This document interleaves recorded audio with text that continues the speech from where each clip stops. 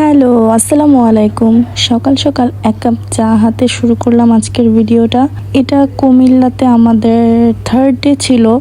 সেদিন আমরা একদম অনেক ঘোরাঘুরির প্ল্যান করে বাসা থেকে একদম রেডি শেডি হয়ে আট শার্ট বেঁধে সবাই বেরিয়ে যাচ্ছিলাম। আমাদের প্ল্যানিংই ছিল যে আমরা কোনোদিনও বাসায় বসে থাকবো না, আমরা প্রত্যেকটা দিন যাতে ঘুরতে বের হতে পারি। আর যেহেতু ফার্স্ট টাইম যাচ্ছি আর হয়তো এটাই লাস্ট টাইম, আর নাও যাওয়া হতে পারে, তাই আমাদের পক্ষে যতটুকু পসিবল আশেপাশের যে কয়টা দর্শনীয় স্থান আছে আমরা সবগুলোই ভিজিট করব প্ল্যানিং করে গিয়েছিলাম। তো সেদিন আমাদের প্ল্যান ছিল ময়নামতি ওয়ার সিমেট্রি, শালবন বিহার, ময়নামতি জাদুঘর, আরও কয়েকটা স্থান দেখা। বাট আমরা সময়ের কারণে এতগুলো জায়গা একসাথে ভিজিট করতে পারি নাই।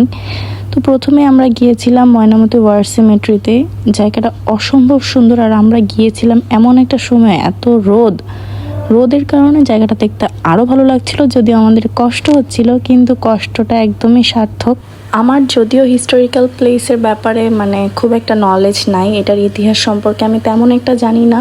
দ্বিতীয় বিশ্বযুদ্ধে যারা মারা গিয়েছিলেন তাদের সম্মানে এই স্থানটি উৎসর্গ করা হয়। এখানে প্রায় সম্ভবত 736টা কবর রয়েছে।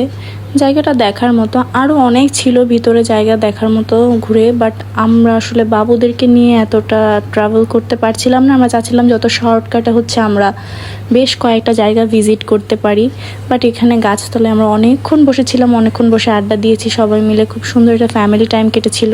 তারপর সেখান থেকে আমরা চলে গিয়েছিলাম শালবন বিহারের উদ্দেশ্যে। বাট তখন এত রোদ ছিল, আমরা শালবন বিহারের ভিতরে ঢোকার মতো সাহস করতে পারি নাই বলেই অপোজিটে একটা রিসোর্ট ছিল, নীলকুঞ্জ রিসোর্ট। যদি আমরা রিসোর্টের ভিতরে যাইনি, শুরুর দিকটাতেই বেশ কয়েকটা বসার জায়গা ছিল, তাই আমরা ওখানে বসে একটু রেস্ট নিচ্ছিলাম, টুকটাক খাবার খাচ্ছিলাম। কারণ এত রোদ, আর ওই রোদের মধ্যে আমরা শালবন বিহারে একদমই ঢুকতে চাচ্ছিলাম না। চাচ্ছিলাম যে একটু রোদটা হালকা হলে যাতে আমরা ঢুকতে পারি। বাট আমরা গিয়েছি এমন টাইমে যে রোদ কমার কোনো সম্ভাবনাই দেখা যাচ্ছিল না। তারপর ওখানকার স্থানীয় মানুষজন বলল এর আগে ময়নামতির জাদুঘরটা দেখে আসতে পারি। তাই এরপর আমরা একটু খাওয়া দাওয়া করে ওখান থেকে চলে গেলাম ময়নামতি জাদুঘরে। ওখান থেকে নীলকুঞ্জ রিসোর্ট থেকে ময়নামতি জাদুঘরের দূরত্ব একদমই 2 মিনিটের হাঁটা পথ। প্রত্যেকটা জায়গায় খুবই পাশাপাশি, এর জন্য দেখতে সুবিধা হচ্ছিল। যদি বেশি দূরত্ব থাকতো তাহলে হয়তো আমরা এতগুলো স্পট একদিনে ভিজিট করতে পারতাম না। ময়নামতি জাদুঘরের টিকিট মূল্য ছিল খুব সম্ভবত 30 টাকা করে। আর যদি এসএসসি ক্যান্ডিডেট বা তার নিচে হয়ে থাকে বয়স, তাহলে 20 টাকা করে। ভিতরে জায়গাটা খুব একটা বড় না, আবার ছোট না, জাদুঘরের জায়গাটা খুবই ছোটই ছিল বলা যায়। জিনিসপত্র খুবই কম, আরও হয়তো কনস্ট্রাকশনের কাজ চলছিল বলে অনেক সেক্টরগুলোই খালি ছিল। তাও মোটামুটি যতটুকু দেখেছি ভালোই লেগেছে, কারণ সব কিছুতে প্রথমবার সব কিছু দেখতেই ভালো লাগে। আমার বাচ্চারা এখানে মূর্তিগুলো দেখে একটু ভয়ই পাচ্ছিল, ওরা কান্নাকাটি শুরু করেছিল, তাই আর আমরা এখানে বেশি সময় থাকতে পারিনি। বাট জাদুঘরের পেছন সাইডে একটা সুন্দর গাছপালা ভরা একটা জায়গা ছিল, বসার জায়গাও ছিল। সেখানে আমরা অনেকটা সময় বসেছিলাম, একটু রেস্ট নিয়েছি, বাবুদের ড্রেস চেঞ্জ করিয়েছি, একটু ফ্রেশ করিয়েছি ওদেরকে।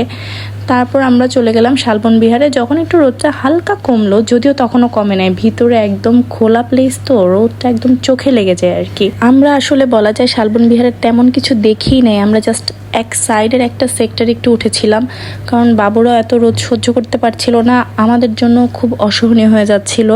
তারপর আমরা ভাবলাম যে আর বেশি সময় এখানে আসলে কাটিয়ে লাভ নাই, গরমে বাবুরাও পরে অসুস্থ হয়ে গেলে আমাদের পুরা ঘুরতে আসাটাই বৃথা। তারপর এখানে আমার ছেলে রাগ করে বসে আছে, আর এখানে ঠিক তার অপোজিট আমার মেয়ে হাসতেছে। ও আমার কোলে ওঠার জন্য এখানে বসে কান্নাকাটি করতেছিল। বাট আমি ওই টাইমে এত আমার রাগ উঠতেছিল গরমে, আমিও খুব রাগারাগি করছিলাম যে না, কোলে নিব না, তুমি হাঁটো। বাট ওদেরও আসলে আমাদের চেয়েও বেশি ওদের কষ্ট হচ্ছিল। এখানে আমার মেয়ে তো খুবই এনজয় করতেছে, আরও আমি ছবি তুলতেছি দেখেও আরও বেশি খুব হ্যাপি দেখাচ্ছে। তারপর এখানে আমরা পুরোটা সাইড ঘুরিনি, এক সাইডে দাঁড়িয়ে কয়েকটা ছবি তুলে আমাদের আজকের মতো ঘোরাঘুরির সমাপ্তি ঘটাইছি। তারপর আমাদের প্ল্যানিং ছিল শালবন বিহার দেখতে যাব। বাট গরমে আমাদের এত খারাপ অবস্থা হয়ে গিয়েছিল, আর মামিও অনেক অসুস্থ হয়ে যাচ্ছিল গরমে। তো সবাই ঠিক করলাম আজকের মতো আর সম্ভব না, যদি ফিউচারে আবার যেতে পারি কুমিল্লা তাহলে হয়তো দেখতে যাওয়া হবে। ওখান থেকে আবার মামার বাসায় যেতে প্রায় 45-50 মিনিট লাগে, তাই আমরা আর লেট করি নাই, তাড়াতাড়ি বাসার উদ্দেশ্যে রওনা দিয়ে দিলাম। আমাদের কুমিল্লার জার্নির এখানে ইস্তফা। আমি আর তেমন কোনো ভিডিও করিনি, তারপরে একদিন একদমই রেস্ট নিয়েছি, তারপর ঢাকা ব্যাক করে চলে আসলাম। আজকের মতো আল্লাহ হাফেজ।